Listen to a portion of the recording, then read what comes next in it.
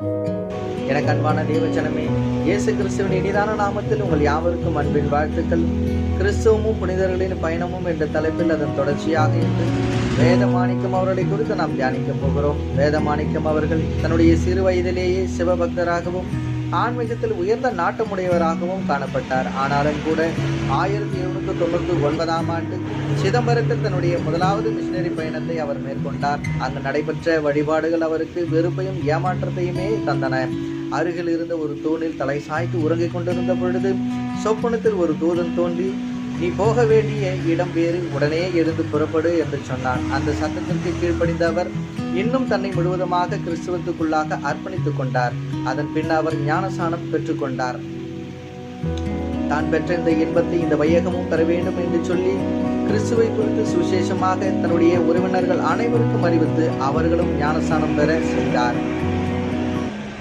வேதமாணிக்கம் அவர்கள் பல திருச்சபைகளை கட்டுவதற்கு உதவி செய்தார். மயிலாடி என்ற கிராமம் முழுவதும் இவரால் ரட்சிப்புக்குள்ளானது. இப்படியாய் கூட தன்னுடைய சுவிசேஷத்தின் நிமித்தம் பல பாடுகளை அவர் பட்டு அநேகரை அவர் கிறிஸ்தவத்துக்குள்ளாக நடத்தினார். இவரை போலவே நீங்களும் ஆண்டவரத்தை நோக்கி விண்ணப்பம் செய்யுங்கள். ஆண்டவரே, என்னுடைய உறவினர்கள் அனைவரும் என் மூலம் ரட்சிக்கப்பட என்னை எடுத்து பயன்படுத்தும் ஆண்டவரே என்று சொல்லி நீங்கள் மன்றாடுங்கள். உங்களையும் ஆண்டவர் எடுத்து பயன்படுத்த வல்லவராய் இருக்கிறபடியினாலே உங்கள் மூலம் உங்கள் உறவினர்கள் ரட்சிக்கப்படுவார்கள். நீங்கள் விசுவாசியுங்கள். கர்த்தர் உங்களை ஆசீர்வதிப்பாராக. ஆமென்.